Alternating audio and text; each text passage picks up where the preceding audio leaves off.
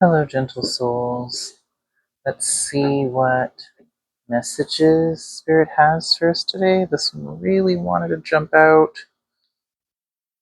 It's a bonus card called Angel Whispers. Oh, it's actually the information card about the deck.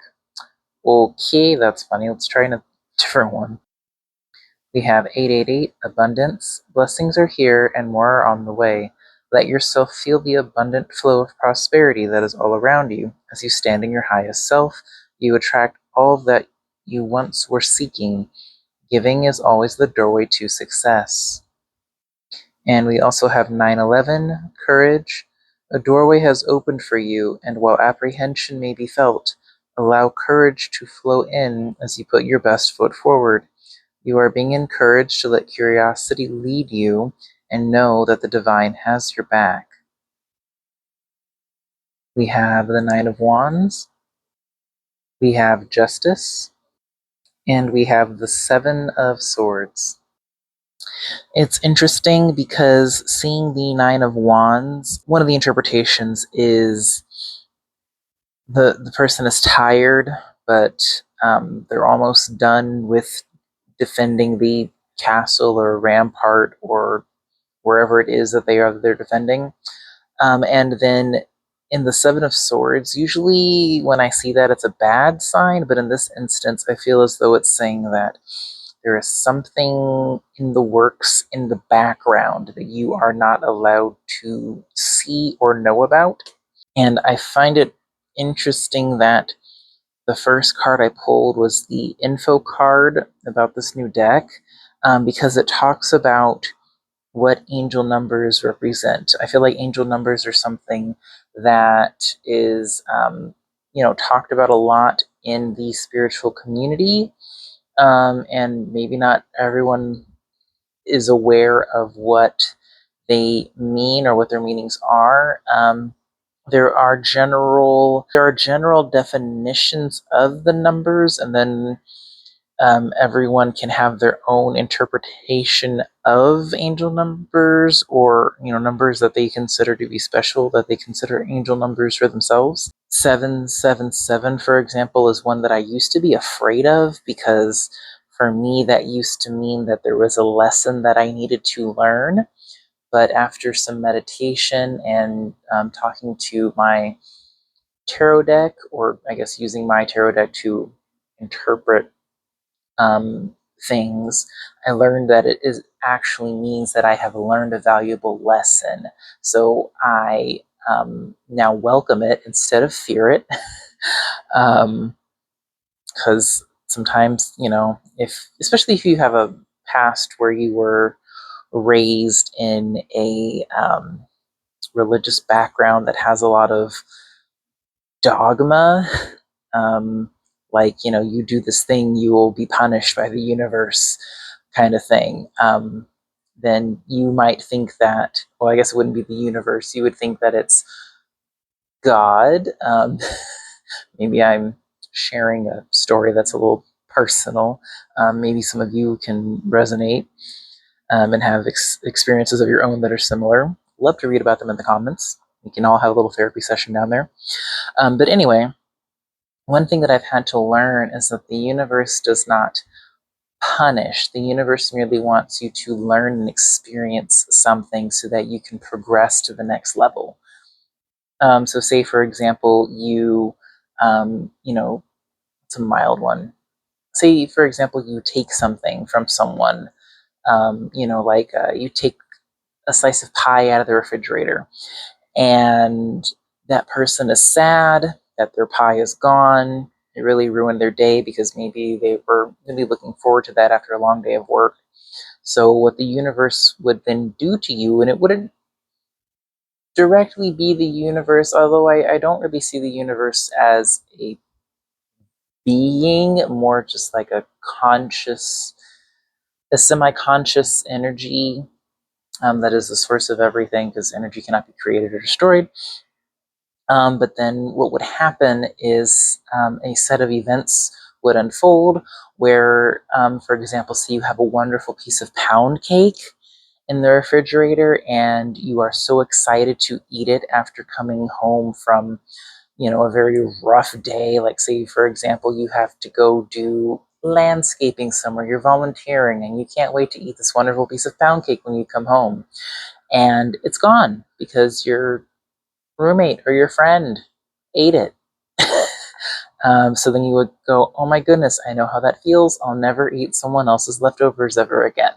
You've learned that lesson so that you can evolve and learn from it. And then you can then teach others because you've had that experience. That is what the universe does. And it's interesting that I had that whole little story. I meant for this to be a short. I highly doubt I'll be able to edit it down to a short, but I guess this is going to be a long form video of me rambling about food. You can tell what my sun sign is, but I digress. We have the Justice card here, and the Justice card is about cause and effect, and it is very interesting because Saturn is also about to go retrograde, I think in a few days, like the 18th or something like that. And one thing I've learned from Vedic astrology, I don't know if it's commonplace in tropical, because I don't really follow tropical. I just know where people think the planets are based on tropical, because I feel like Vedic and Sidereal are things that a lot of people in the Western world have not quite gotten into yet. They haven't quite jumped on the boat. But back to the main topic at hand. Vedic astrology teaches that when a planet goes into retrograde, you reap the benefits of the previous sign or the previous house. So currently, Saturn is in Pisces, so it's going to retrograde back into Aquarius. So depending on what your rising is, and where it's placed in your house, it could go, example, from your 7th house into your 6th. So your 7th house is about outer relationships, not immediate relationships like your 3rd house, which would be like your family and like your neighbors and stuff, but it's more like friends and relationships, romantic partners.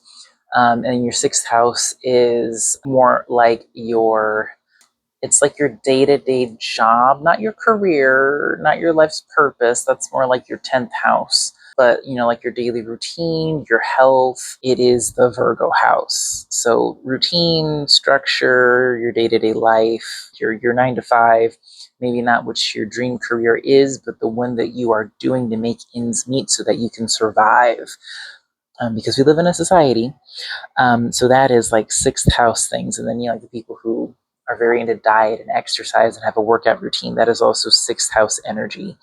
So what you've put in this time that Saturn has moved from Aquarius into Pisces, if that is a house boundary for you, as it retrogrades backwards, you're going to reap the benefits of the previous house. So if, for example, you have been, going along with our 7th into 6th example, you are receiving the benefits of your health improving. Because maybe perhaps you have realized, not doing so hot, let me clean up my diet, let me eat a salad or two, let me limit sugary drinks, and things like that. And then you'll get like a wonderful clean bill of health because you just so happen to be going to the doctor around this time.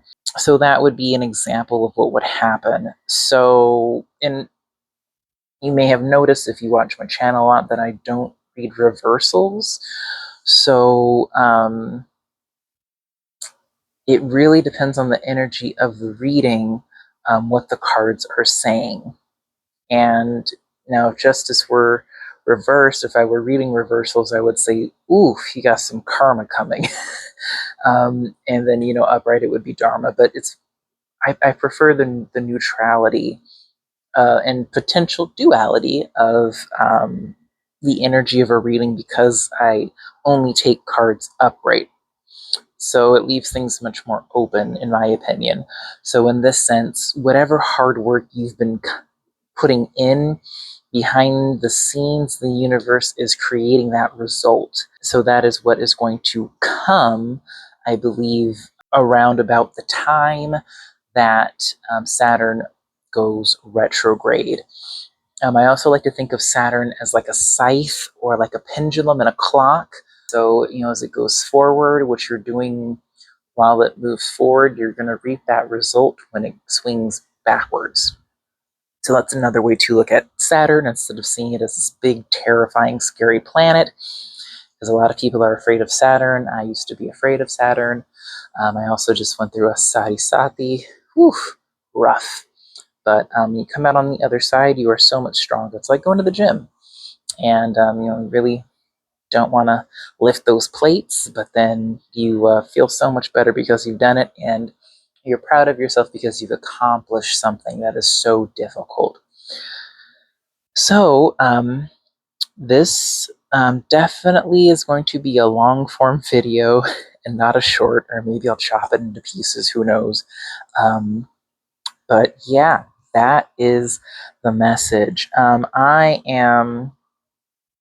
I guess this is the time when I say I'm looking for volunteers of people who would like their chart read for upcoming transits. So if you want to know what Saturn's going to be doing in your house, go ahead and send me an email. I have my link tree in the description. So just shoot me a little email. Yeah, and then if you want a free tarot reading, because I know the economy is really rough right now, you can submit a Google form for that. I have a free reading fund because there have definitely been times in my life when I've needed guidance and there just was not an affordable tarot reader around to help me through that dark time. And then also, if you are doing okay and maybe you don't need a reading, but you would like to help someone else get a reading, you can always donate. You can also share my link tree to someone who you think might need a reading so they can fill out that Google form. Questions, comments, and concerns, there's the comment section. If you don't want everybody to read it, you can also send me an email. That's what it's there for. Electronic mail. It's wonderful. Okay, gentle souls, that is the message I have for you today. A little long-winded, but hey, if you're here till the end, I truly appreciate you. Love and light. Take care.